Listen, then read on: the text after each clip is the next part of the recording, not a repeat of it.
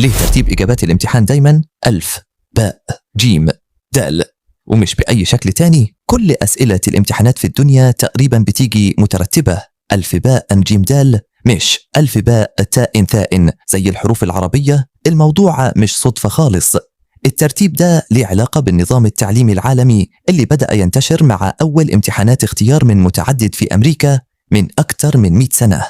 وقتها اعتمدوا على ترتيب سهل يتكرر بسرعة بحيث الطالب والعين يقدروا يحفظوه ويمشوا عليه من غير لخبطة.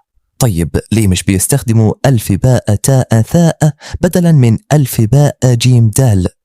قبل ما جاوبك اضغط لايك واشترك في القناة لتستمتع بقصصنا في نص الليل. السبب ان اول ما الاختبارات دي انتشرت للعالم العربي الترتيب الامريكي اتنقل زي ما هو ABCD، ولما ترجموا للحروف العربية اختاروا ألف باء جيم دال لأنها الأقرب للأصل الإنجليزي.